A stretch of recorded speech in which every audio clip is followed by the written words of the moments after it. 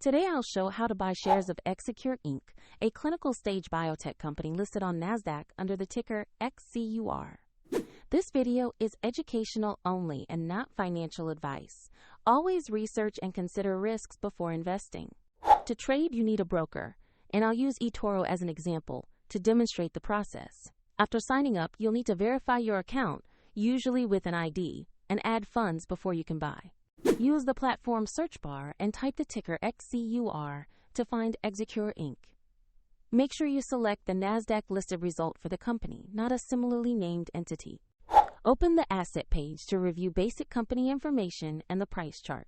Confirm the company name and NASDAQ ticker XCUR to ensure you have the correct stock. Press Invest, enter the amount you want to buy, review the order details, and confirm the trade.